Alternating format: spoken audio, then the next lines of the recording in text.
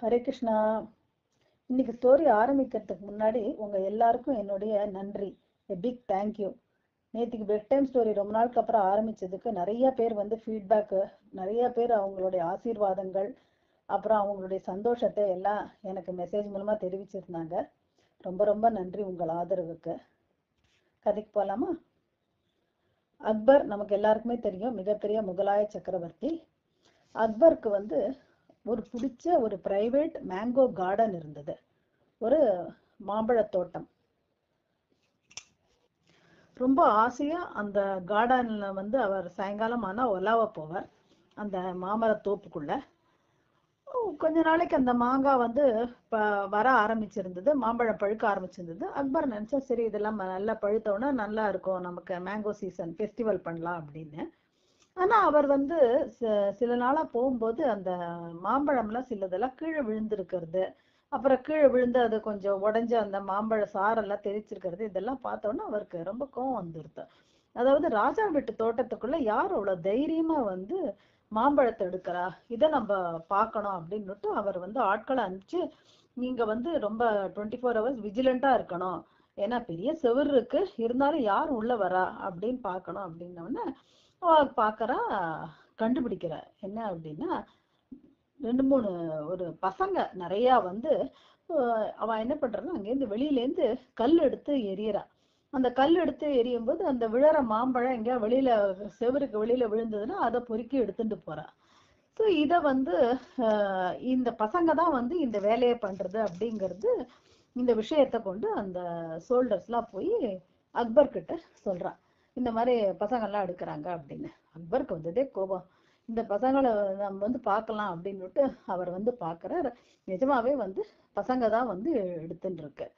அப்போ சரி அவர் வந்து அந்த பசங்களை பிடிச்சுன்னு வர சொல்றார். அப்போ பிடிச்சுன்னு வந்த உடனே அந்த வீரர்கள்லாம் கேட்குற, இவங்களுக்கு என்ன தண்டனை கொடுக்கலாம் அப்படின்னு. அந்த பசங்களுக்கா ஒரே பயம், அக்பருக்கு முன்னாடி இந்த மாதிரி நம்ம நிற்போம், இது அக்பருடைய ஒரு தோப்பு அப்படிங்கிறதெல்லாம் நமக்கு தெரியாம போயிடுதுன்னு பயந்து நிற்கிறேன். அக்பர் என்ன பண்ற, சரி இந்த பசங்களுக்கு என்ன பெரிய தண்டனை கொடுக்கறது நம்ம அப்படின்னு சொல்லிட்டு, இந்த பெரிய தண்டனை எல்லாம் இந்த மாம்பழ திருட்டுக்கு கொடுக்க முடியாதுன்னுட்டு அக்பர் என்ன பண்றாரு அப்படின்னா, எல்லாரையும் வந்து ஒரு இடத்துல வந்து நிக்க வச்சு, நல்ல வெயில் அதுல வந்து நிக்க வச்சு, வெறுங்காலில் நிக்க வச்சு ஒரு 100 தோப்பு காரணம் போடுங்கோ அப்படின்னு அவர் பனிஷ்மெண்ட் கொடுக்குறார். இனிமே இந்த மாதிரி வேலையெல்லாம் பண்ணக்கூடாது அப்படின்னுட்டு. இத வந்து அப்ப பீர்பால் அந்த பக்கம் வந்துட்டு இருக்கார், அதை பாக்குறார். பீர்பால் பார்த்த உடனே மனசு கஷ்டமா இருக்கு. அப்ப பீர்பால் என்ன பண்றார், அக்பரை நோக்கி வர்றார். அக்பர் வந்து பீர்பால் வர்றதை பார்த்த உடனே சரி, எப்போது பீர்பால் வந்தவொடனே அக்பரை பார்த்து ஒரு கிரீட்டிங் பண்ணுவார், அதுக்கப்புறம் அக்பர் கிட்ட கொஞ்ச நேரம் பேசிட்டு இருப்பார். ஆனா இந்த தடவை என்ன பண்றார், பீர்பால் நேரா வர்றார், வந்து போய் அந்த மாமரத்தை வந்து போய் கட்டி பிடிச்சுக்கிறார். அந்த செவுத்து பக்கமா இருக்கிற மாமரத்தை கட்டி பிடிச்சுன்றத அக்பர் பாக்குறாரு. பார்த்த உடனே இது என்ன பீர்பால் வந்து ஒரு விசித்திரமான ஒரு விஷயத்த பண்றாரு அப்படின்னுட்டு பீர்பாலை வந்து கூப்பிட்டு கேட்கிறார், பீர்பால் நான் இங்க நிக்கிறது உன் கண்ணுக்கு தெரியலையா அப்படின்னு. ஓ நான் பார்த்தேனே உங்களை, நான் பார்த்தேன், நீங்க வந்து அந்த பசங்களுக்கெல்லாம் பனிஷ்மெண்ட் கொடுக்கறதையும் பார்த்தேன், பார்த்துட்டே தானே நான் வந்துட்டு இருக்கேன் அப்படின்ன உடனே, என்னை பார்த்தும் கூடவா நீ வந்து எனக்கு வந்து ஒரு வணக்கம் சொல்லலை, என்னோட பேசல, நேரம் போய் இந்த மரத்தை போய் கட்டி பிடிச்சுக்கிறியே, இது என்ன புதுசா இருக்கு அப்படின்னுட்டு, உன்னோட செய்கையெல்லாம் எல்லாமே ரொம்ப விபரீதமா இருக்கு அப்படின்னு அவர் சொல்லவும், அப்ப பீர்பல் சொல்றார், இல்ல அதுக்கு ஒரு காரணம் இருக்கு அப்படின்னா. அக்பர் அது என்ன காரணம் அப்படின்னு கேட்கிறார்.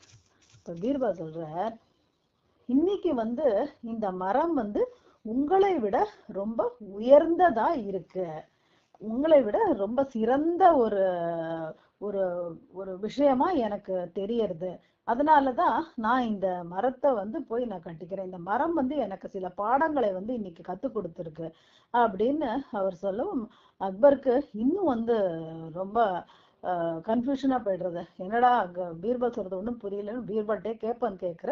பீர்பல் சொல்றார், இல்ல இந்த மரம் பாருங்கோ சக்கரவர்த்தியாரே, தன்னை தினம் வந்து அடிக்கிறாங்க இந்த பசங்க, கல்லால அடிக்கிறவனுக்கெல்லாம் இந்த மரம் என்ன பண்றது அப்படின்னா, ரொம்ப திதிப்பான மாம்பழத்தை கிஃப்டா தந்துட்டு இருக்கு, ஒரு அடிக்கும் ஒரு மாம்பழத்தை அது தர்றது.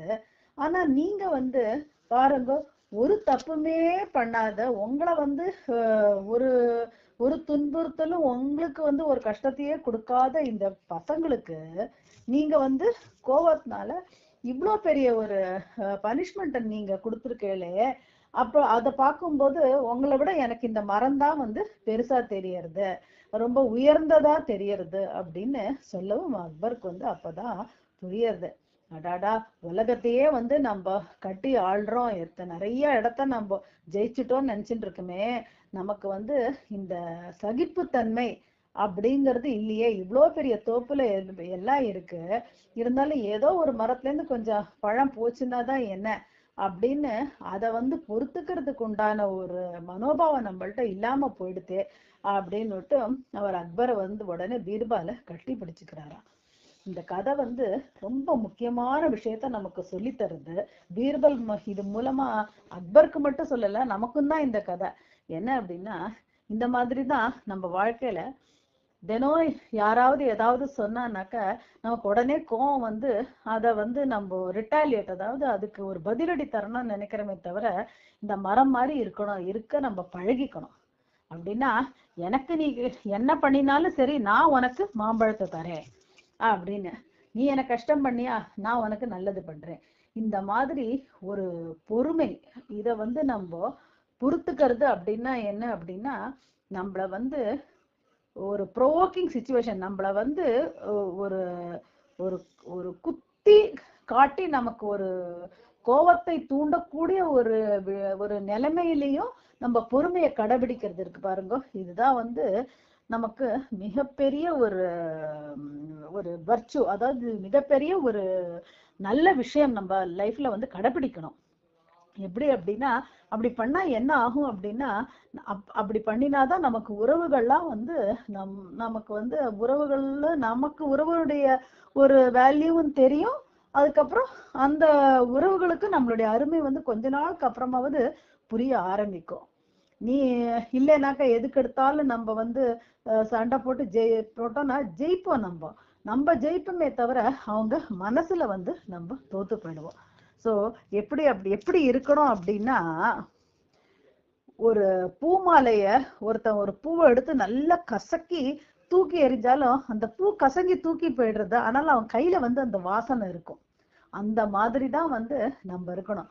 நம்மள கசக்கி தூக்கி எரிஞ்சா கூட நம்மள வந்து அவங்களுக்கு ஏதாவது ஒரு நல்லதுதான் நம்ம செய்யணும். இதுதான் வள்ளுவர் வந்து பொறையுடைமைன்னு ஒரு அதிகாரம் எழுதி, இன்னா செய்தாரை ஒருத்தல் அவர் நான நன்னயம் செய்து விடல். நமக்கு ஒருத்தன் கஷ்டம் கொடுத்தா அவங்களுக்கு நம்ம நல்லது பண்ணணும். பண்ணறது மட்டும் இல்ல, பண்ணிட்டு விட்டுறணும்.